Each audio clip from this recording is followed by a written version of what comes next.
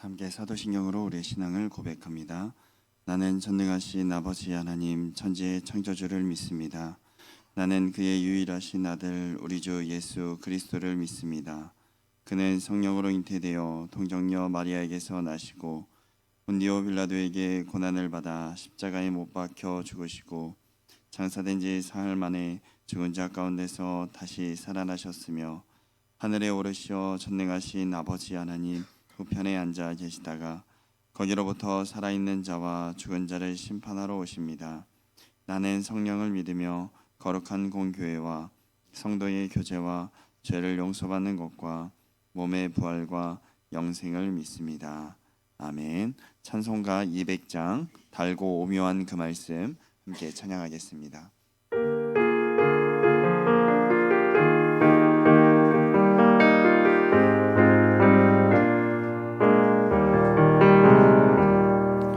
달고 오묘한 그 말씀 생명의 말씀은 귀한 그 말씀 진실로 생명의 말씀이 나의 길과 믿음 밝히 보여주니 아름답고 귀한 말씀 생명새 위로다. 아름답고 귀한 말씀 생명새 위로다. 귀한 주님의 말씀은 내 노래 되도다. 모든 사람을 살리는 생명의 말씀은 값도 없이 받아 생명길을 가니 아름답고 귀한 말씀 생명새 위로다. 아름답고 귀한 말씀 생명새 위로다. 널리 울리어 퍼지는 생명의 말씀은 마음의 용서와 평안을 골고루 주나니 다만 예수 말씀 듣고 복을 받네. 아름답고 귀한 말씀 생명새 위로다. 아름답고 귀한 말씀 생명새 위로다.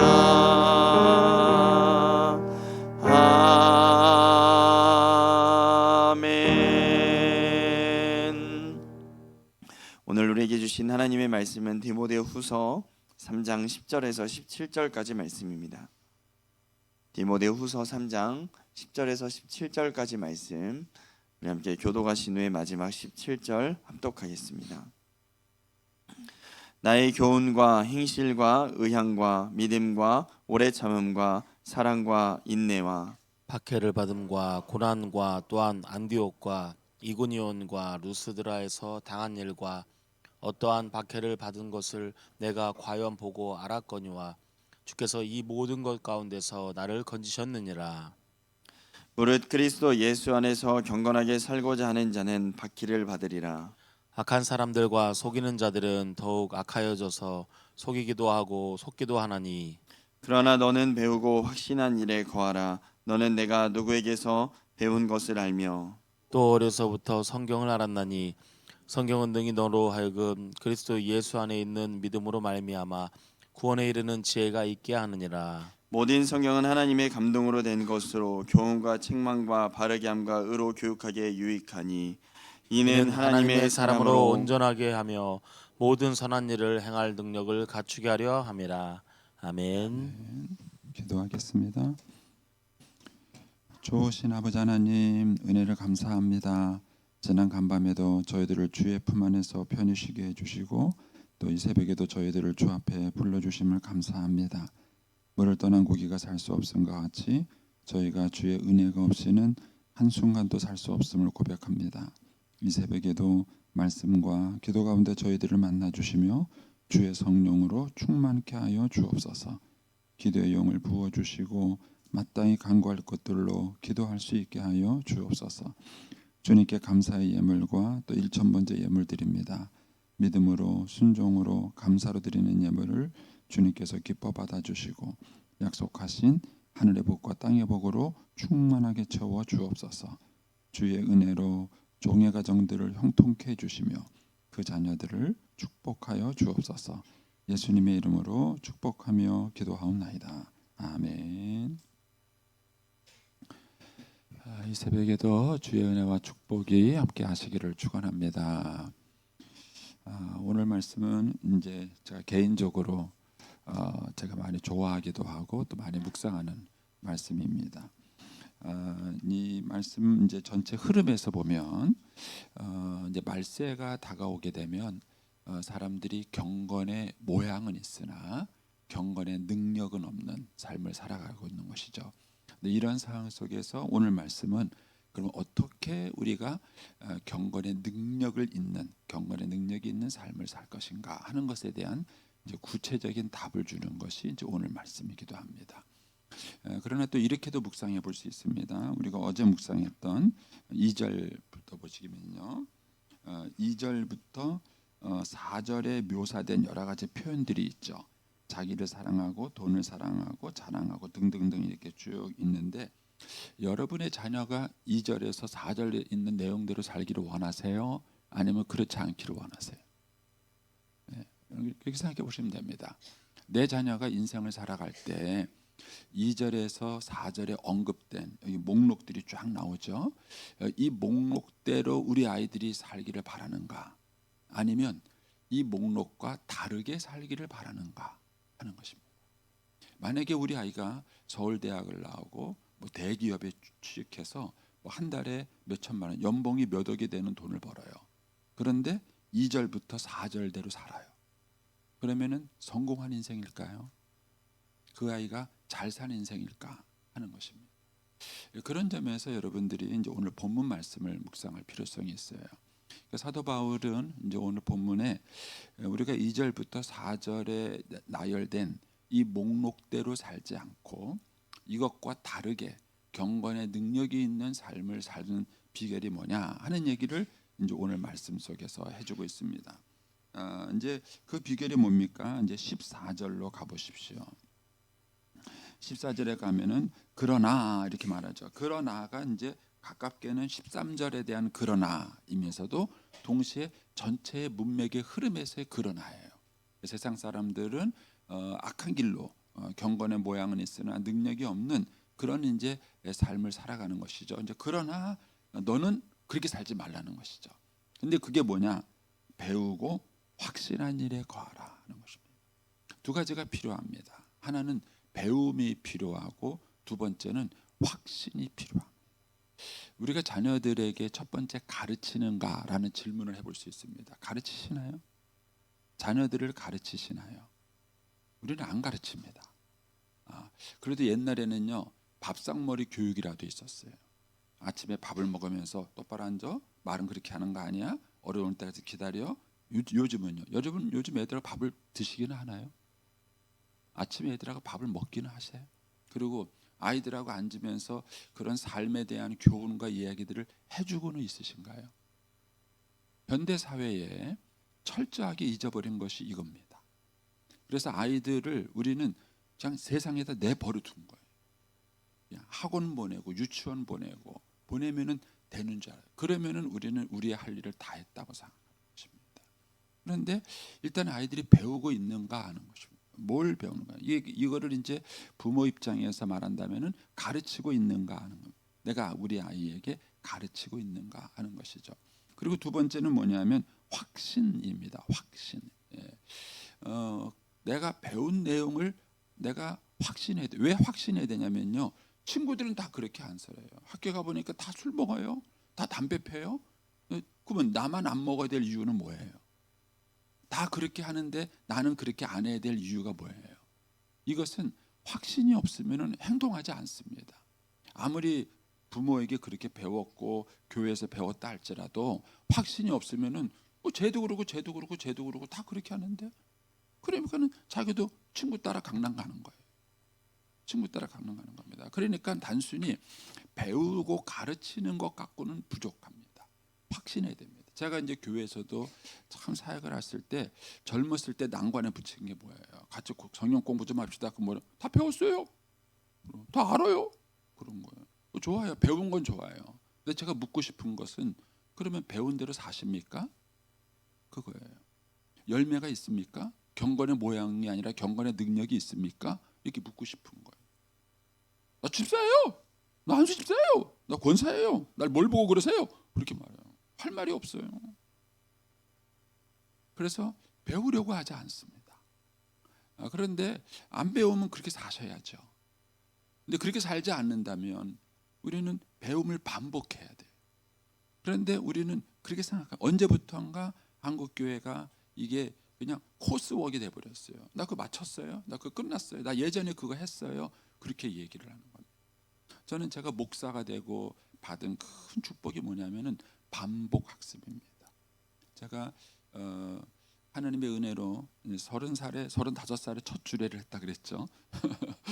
목사 안수를 받고 저 말도 안 되는 주례를 그때 했는데, 어쨌든 그때 이후로 지금까지 제가 계속 아이들을 결혼 예비 교육을 시켰습니다. 너무 똑같은 내용을, 그렇죠? 예, 계속 또 하고 또 하고 또 하고. 어느 날은 제 아내가 늘 옆에서 듣고 있다가 좀 지겹다 이제 그만.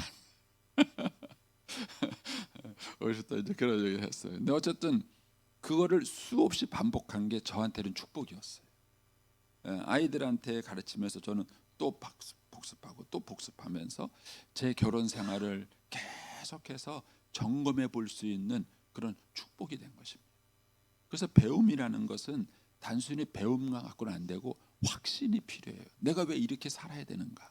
내가 왜 이 길을 걸어야 되는가? 내가 꼭 이것을 해야 되는 이유가, 남들은 그렇게 하지 않는데 나는 이렇게 살아야 되는 이유가 뭔가 하는 것에 대한 확신이 없으면은 결코 삶은 지속되거나 바뀌지 않습니다. 그런데 여기서 그 두 가지를 강조하는 거죠. 너는 배우고 확실한 일, 이렇게 말합니다. 그 두 번째가 뭐냐면은 거하라는 거예요. 거하라. 이 거하라는 얘기는 진행이에요. 계속해서 그 상태에 있는 거예요. 머무는 거예요. 그 상태에 머무는 거예요. 그러니까는 이미 내가 배우고 확신했으면 두 번째는 뭐냐면은 계속 그 안에 거하는 훈련입니다. 저는 이제 청소년기 때 큐티를 배웠습니다. 그래서 하루에 첫 시간을 하나님께 드리라. 세상 말을 듣기 전에, 세상 이야기를 듣기 전에, 사람을 만나기 전에 먼저 하나님을 만나고 하나님의 음성을 듣자. 이게 큐티예요. 그거를 제가 청소년기 때부터 배워서 시작을 했습니다. 지금까지 40년 넘게 했습니다. 그런데 아직도 쉽지 않습니다. 여러분들이 훈련하고 노력하고 목표를 세우지 않으면 아침에 저절로 눈이 떠지나요? 저절로 성경부터 읽어지나요? 하나님 말씀을 묵상하나요? 그렇지 않습니다. 그러니까는 이 세 가지, 배우고 확신하고 거하라라는 이 세 가지를 바울이 디모데에게 권면하는 것입니다. 네가 배우고 확신한 일에 계속해서 거하라. 그러면은 네가 경건의 모양이 아니라 경건의 능력으로 살 것이다 하는 얘기를 해주고 있습니다. 자, 그런데 거기에 재미있는 이야기가 나옵니다. 14절 보시면 너는 배우고 확신연에 거하라. 그래서 뭐라고 말하냐면은 너는 내가 누구에게 배운 것을 알며, 이렇게 말합니다. 첫째, 누구한테 배웠느냐는 거예요. 근데 이것이 굉장히 인생을 살아가면서 중요합니다. 삶을 살아가다 보면은 어떤 갈등, 회의, 그 다음에 내가 이렇게 꼭 그렇게 해야 되는가 하는 이런 혼란스러움들이 참 많이 있습니다. 그런데 이런 상황에서 내가 붙들고 있는 이것을 끝까지 내가 이대로 살아가겠다. 근데 뭐 남들이야 그러든 말든 난 이렇게 살아가겠다라는 이런 확신이 있기 위해서는요, 이것을 내가 누구에게 배웠느냐는 거예요. 사도 바울은 누구한테 배웠습니까? 첫째는 할머니하고 엄마한테 배웠어요. 그렇죠? 외할머니하고 내 외조모 유니게와 내 로이스와 내 어머니 유니게에서 네가 이것을 배웠다, 이 얘기를 해요. 그러니까는 이 디모데는 첫 번째 이것을 사랑하는, 자기를 사랑해주는 부모에게 배운 것입니다. 여러분, 이것이 삶에 있어서 얼마나 중요한지 모르. 얼마나 중요한지 모르. 그러니까 여러분들의 자녀들이 인생을 살아가는 중요한 삶의 지침들을 누구에게서 배웁니까? 사실 제일 좋은 것, 제일 좋은 게 뭐냐면 부모가 자녀를 가르치는 거죠. 저는 이제 지금도 이제 공부도 하고 그 다음에 뭐 이런저런 책도 봅니다. 그런데 사실은 제가 배우기 위해서 공부하는 것도 있지만 성도들에게 조금 더 쉽게 가르칠 수 있는 게 없을까? 지금도 이제 계속 우리 목사님들이 공부하는 것이 뭐냐면은 내년에 이제 우리 아이들 청소년 이제 어린 아이들부터 청소년기 이르기까지 이 아이들의 경건의 훈련을 시킬 수 있는 방법이 뭐가 있을까? 이것 때문에 고민하고 있어요. 교재를 계속 고민하고 있습니다. 그러니까는 그 좋은 교재를 이 시대에 맞게 저는 이제 많은 성경 공부를 했어요. 그리고 제 방에 이미 제가 했던 많은 성경 공부 교재들이 있습니다. 그러나 그것이 이 시대에 맞느냐 하는 것에 대한 고민이 있는 거예요. 그러니까는 또 찾는 거예요. 그런 교재가 없는가? 그런 교재가 또 있을까? 그래서 또 찾는 겁니다. 여러분들의 자녀를 위해서 그런 열정이 있으신가요? 내가 내 자녀들에게 말씀을 가르치기 위해서 조금 더 이해하기 쉽게, 조금 더 그 아이가 좀 접근하기 좋도록 도움이 될 수 있는 그런 것을 위해서 배우는가 하는 것입니다. 그래서 현대에서 우리가 이제 결정적으로 놓친 게 뭐냐면은 부모가 자녀에게 배운 게 없어요. 여러분 자녀들에게 얘기할 때 너 누구한테 배웠어? 그거 누구한테 배웠어? 이렇게 물어봤을 때 아이가 엄마한테 배웠잖아, 아빠한테 배웠잖아. 이게 제일 좋지 않아요? 근데 누구한테 배웠어? 학원 가서 배웠어. 친구들한테 배웠어. 이게 되는 건가요? 누구한테 배우냐는 거예요. 뭐 이제 옛날에 어떤 분이 술 먹는 분이 저한테 그런 얘기를 하시더래요. 그런 얘기를 하더라고요. 목사님, 술 먹는데 주도가 있다는 거. 주도가 뭐예요? 그래서 뭐냐면 저놈은 좀 저한테 허먹어요. 저 새끼는 이렇게 말했어요. 저한테 이제 그래요. 그래서 저는 친구들한테 술을 배워서 저게 저 모양이라고 저한테 그래요. 뭔 소리인지 모르겠습니다. 어쨌든 그런데 여러분 옛날에는요 술을 부모가 가르쳐 준 거 아세요? 저도 뭐 자세히는 공부하지 않았지만은 그런 게 있더라고요. 옛날에는 어느 정도 나이가 되면은요 부모가 술을 가르쳤어요. 술에 대한 예의를 가르친 것이죠. 그러니까 옛날 어른들은 술 먹고 취해도 실수가 적었던 거예요. 근데 요즘은 그런 게 없어요. 그러니까는 부모가 삶의 자리를 가르쳐 줘야 되는데 이게 없어요. 이게 바울은 되게 이제 중요한 얘기를 하는 거. 너 지금 누구한테 배웠느냐? 네가 지금 그렇게 살아가고 있는 그 모든 내용들을 누구에게 배웠느냐? 누가 너한테 그것을 가르쳐 줬느냐는 거예요. 그래서 이 디모데는 축복받은 게 뭐냐면은 이 말씀을 가르쳐 주는 할머니가 있었고 엄마가 있었어요. 그다음에 더 좋은 게 뭐냐면 바울이 있었습니다. 근데 바울은 어떻게 가르쳤는가? 거기에 이제 10절로 가 보십시오. 10절에 가면 이렇게 말합니다. 나의 교훈, 행실, 의향, 믿음, 오래 참음, 사랑, 인내, 박해를 받음, 고난, 또한 안디옥과 이고니오와 루스에서 당한 일, 그 다음에 어떤 박해를 받은 것, 이 모든 것들이 사도 바울이 디모데에게 보여줬어요. 그래서 그 뒤에 뭐라고 말합니까? 박해받은 것을 내가 과연 보고 알았거니와. 이 디모데는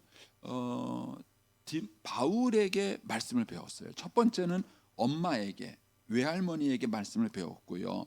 두 번째는 이것을 바울에게 배웠어요. 근데 바울이 어떻게 보였냐? 모든 면에서 본을 보여줬어요.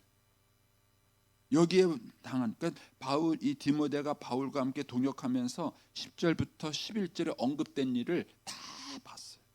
이번에도 저희가 이제 티리키에 성지순례 가면서 같이 가신 분이 그러더라고요. 버스를 타고 가도 이렇게 먼 거리인데 여기를 사도 바울이 어떻게 걸어서 복음을 전했나 그런 생각이 들어요. 이 먼 거리를 어떻게 다니면서 복음을 전했는가. 그리고 거기에 가면은 화려한 로마의 문화가 있어요. 근데 그런 로마의 문화 속에서 어떻게 이들이 땅굴 같은 지하 도시가 있어요. 그런 도시 속에 들어가서 어떻게 이 화려한 문화를 대적하고 믿음과 신앙을 지켰는가. 정말 신기할 따름이에요. 그런데 이런 것들을 할 수 있었던 것은 뭐냐면 바울이 먼저 본을 보여준 것입니다. 그래서 디모데가 바울을 따라다니면서 본 거예요. 그 10절과 11절을 본 거예요. 그래서 바울이 그렇게 내가 보지 않았느냐, 내가 나한테 보고 네가 알지 않았느냐 그 얘기를 말하는 거예요. 이런 스승을 있나요?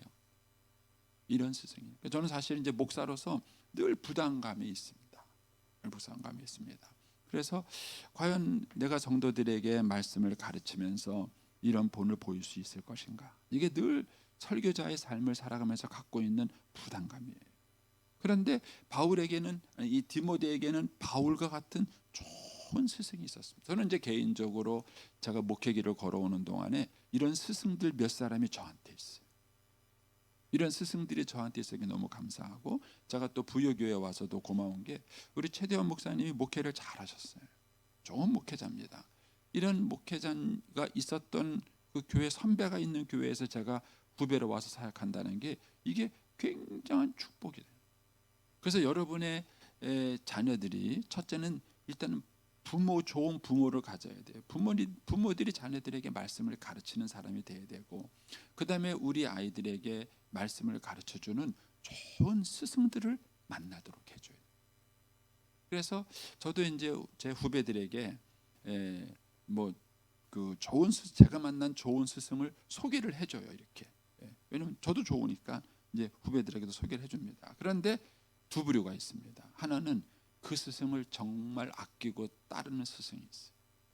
또 자기 스승으로 만드는 사람이 있어요. 그런데 한 친구들은 그냥 너무 가벼이 보는 거예요. 스승을 갖지 못하더라고요. 여러분의 자녀들에게 좋은 스승을 만들어 주셔야 됩니다. 부모가 해야 될 부분도 있고 스승이 해야 될 부분이 있어요. 그러니까 이 디모데가 축복을 받은 것은 그가 부모님에게 이런 말씀을 배웠고, 그 다음에 실제로 삶의 모범을 보여주는 바울에게 이 말씀을 배운 거예요. 그러니까는 바울에게 배웠을 뿐만 아니라 친히 바울의 모범을 보여준 것이죠. 그래서 이제 거기 11절 보세요. 박해를 받은과 고난과 또한 안디옥과 이고니온과 루스에 당한 일과 어떤 박해받은 것을 내가 과연 보고 알았거니와. 그렇죠? 직접 목도한 거죠. 그러면서 무슨 얘기를 하냐면은 주께서 이 모든 것 가운데서 나를 건지셨느니라. 그러니까는 자녀들은 인생을 아주 젊은 시기를 살아가고 있지만 부모나 스승은 인생을 다 살았잖아요. 특히 자녀들은 부모의 인생을 어렸을 때부터 지금까지 다 봤잖아요. 자기들이 자기의 삶을 직접 목격한 거예요. 그러니까는 고난과 어려움을 당한 것도 봤고 하나님께서 어떻게 역사하셔서 우리 부모님을 건졌는지 스승을 건졌는지를 직접 목도한 거예요. 그러니까 그 다음 말이 가능한 거예요. 12절에 이렇게 말합니다. 무릇 그리스도 예수 안에서 경건하게 살고 하는 자는 박해를 받으라. 수식어 다 빼면요 박해 받아 그 얘기예요. 너 학교 가서 술 안 먹는다고 왕따 당하면 왕따 당해 그런 거예요. 근데 그렇게 얘기해도 알았어요. 나도 그렇게 할게요. 이런 가르침이 가능하냐는 거예요. 이런 가르침이 가능했던 이유가 뭐냐면은 바로 이 모범을 보여주는 사도 바울의 삶을 자기가 목격을 했고 하나님께서 그런 바울을 어떻게 축복하시고 건져내셨는지를 직접 옆에서 본 거예요. 옆에서 보고 아는 것이죠. 이것이 그들로 하여금 이 모범을 따라갈 수 있도록 도움과 힘을 준 것입니다. 그러면서 이제 거기에 15절 가시면 이렇게 얘기합니다. 15절에 또 어려서부터 성경을 알았나니 이렇게 말해요. 저는 이게 너무 축복인 거예요. 어려서부터 성경을 알았나니. 여러분들은 성경을 언제 배우셨어요?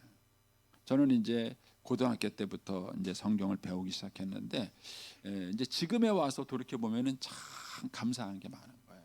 자, 보세요. 성경을 이제 10대 때 배운 거하고 성경을 이제 60대 때 배운 거하고 비교를 한번 해보겠습니다. 그럼 어떻게 됐을까요? 10대에 배운 사람은 10대 때부터 배운 성경 말씀대로 살아온 거예요. 그래서 이제 70년을 살았어요. 그러면 자기 인생을 뒤돌아보면서 어떤 추억이 있느냐면은 하나님의 말씀을 가지고 순종하고 씨름해왔던 추억이 쫙 남아있는. 그런데 어렸을 때 말씀을 못 배웠어요. 60대 말씀을 배웠어요. 그럼 이 사람이 70이 돼서 인생을 뒤돌아봐요. 그럼 뭐가 볼까요? 예, 인생의 대부분을 그 앞에 있는 2절부터 4절의 삶을 사는 거예요. 하나님 말씀을 몰랐으니까 그저 육신의 정의 안목의 정의 이생의 자랑으로 그렇게 살아온 내 인생만 막 점철해진 거예요. 그리고 나이 60에 가서 이 말씀을 좀 미리 알았다면 그것이 인생이 뒤돌아봐. 그래서 성경을 어렸을 때 배운다는 것이 그렇게 중요해요. 성경을 언제 배우십니까? 나중에 배워서 인생을 후회하고 아쉬움으로만 낫게 만들 것인가? 아니면은 어렸을 때 이 말씀을 가르쳐서 아이들이 어렸을 때부터 그 말씀 안에서 성장할 수 있도록, 그때는 다 몰라요.